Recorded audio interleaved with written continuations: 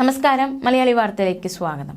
നെയ്യാറ്റിങ്കര ഗോപൻ സ്വാമി ഇന്ന് ഏറെ പ്രശസ്തനാണ്. നെയ്യാറ്റിങ്കരയിലെ സമാധി വിവാദമാകുമ്പോൾ 11 വർഷം മുൻപ് പഞ്ചാബിലുണ്ടായ ഒരു സമാധി വിവാദവും വാർത്തയിലെത്തുന്നു.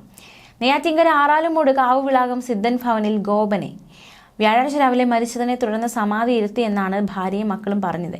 പഞ്ചാബിൽ മരിച്ച അശുതോഷ് മഹാരാജ് എന്ന ആത്മീയ നേതാവ് ജീവനയോടുണ്ടെന്ന വിശ്വാസത്താൽ അനുയായികൾ ഇപ്പോഴും അദ്ദേഹത്തിന്റെ ശരീരം ഫ്രീസറിൽ സൂക്ഷിച്ചിരിക്കുകയാണ്. 2014 ജനുവരിയിലാണ് ദിവ്യജ്യോതി ജാഗൃതി സംസ്ഥാന സ്ഥാപകൻ അശുതോഷ് മഹാരാജ് മരിച്ചത്. ഹൃദയാഘാതമാണ് കാരണമെന്നാണ് സംശയം. പക്ഷേ അദ്ദേഹം ഗാഠധ്യാനത്തിലാണെന്നും ഒരു ദിവസം ജീവിതത്തിലേക്ക് തിരിച്ചു വരുമെന്നും അനുയായികൾ ഉറപ്പിച്ചു പറയുന്നു. ജലന്ധറിലെ വിശാലമായ ആശ്രമത്തിലെ ഫ്രീസറിൽ അവർ അശുതോഷിന്റെ ശരീരം സൂക്ഷിച്ചിരിക്കുകയാണ്.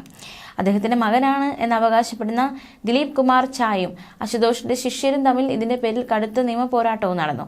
ഹിന്ദു ആചാരം അനുസരിച്ച് അശുതോഷിന്റെ ഭൗതിക ശരീരം ദഹിപ്പിക്കാൻ അനുമതി നൽകണമെന്നാവശ്യപ്പെട്ടാണ് ചാ കോടതിയെ സമീപിച്ചത്. എന്നാൽ അദ്ദേഹം മരിച്ചിട്ടില്ലെന്നും സമാധിയിലാണെന്നും ഒരു ദിവസം ധ്യാനത്തിൽ നിന്ന് ഉണരുമെന്നും അതിനായി തങ്ങൾ കാത്തിരിക്കുകയാണെന്നുമായിരുന്നു അനുയായികളുടെ വാദം.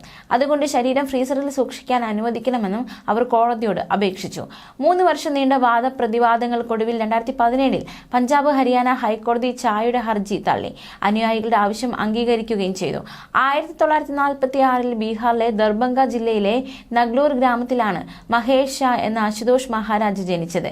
വിവാഹശേഷം ഏതാണ്ട് 18 മാസം കഴിഞ്ഞ് ഭാര്യയെയും മകനെയും ഉപേക്ഷിച്ച അശുതോഷ് മാനവ് ഉദ്യാൻ സേവാ സമിതിയുടെ സ്ഥാപകനായ സത്പാൽ മഹാരാജിന്റെ ശിഷ്യത്വം സ്വീകരിച്ചു. 1983 സ്വന്തം സന്യാസി സംഘമായ ദിവ്യജ്യോതി ജാഗൃതി സംസ്ഥാൻ സ്ഥാപിച്ചു. ആദ്യകാലത്ത് ഗ്രാമങ്ങളിൽ സത്സംഗങ്ങളും മറ്റും സംഘടിപ്പിച്ച അശുതോഷ് 1991 ഡൽഹി കേന്ദ്രമായി പ്രവർത്തനം വ്യാപിപ്പിച്ചു. ഇന്ന് രാജ്യത്ത് പലയിടത്തുമായി അതിന് 100-ലേറെ ശാഖകളും ലോകമെമ്പാടുമായി കോടിക്കണക്കിന് അനുയായികളുമുണ്ട്. ഇന്ത്യ, US, തെക്കേ America, Australia, Middle East, Europe എന്നിവിടങ്ങളാണ് കൂടുതൽ അനുയായികൾ.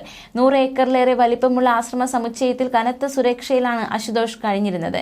അദ്ദേഹം മരിച്ചിട്ടില്ല. സമാധിയിലും അദ്ദേഹം ബോധവാനാണ്. അദ്ദേഹത്തിന്റെ ധ്യാനം അവസാനിക്കുന്നതിനായി അനുയായികൾ കാത്തിരിക്കുന്നു. അതുവരെ നൂർമഹൽ പട്ടണത്തിലെ ആശ്രമം തുറന്നിരിക്കും. ധ്യാനങ്ങളും ആത്മീയ പരിപാടികളും നടത്തും. തിരിച്ചു വരുന്നതുവരെ ശരീരം സംരക്ഷിക്കണമെന്ന് മഹാരാജി ഇപ്പോഴും അനുയായികളിലൂടെ സന്ദേശം അയക്കുന്നുണ്ട് എന്നാണ് ആശ്രമ വക്താവ് സ്വാമി വിശാലാനന്ദ് പറഞ്ഞത്. അശുതോഷിന്റെ ഭൗതിക ശരീരം ഫ്രീസറിൽ വയ്ക്കാനുള്ള തീരുമാനത്തെ അദ്ദേഹത്തിന്റെ മുൻ ഡ്രൈവർ എന്ന് അവകാശപ്പെടുന്ന ഒരാളും കോടതിയിൽ ചോദ്യം ചെയ്തിരുന്നു.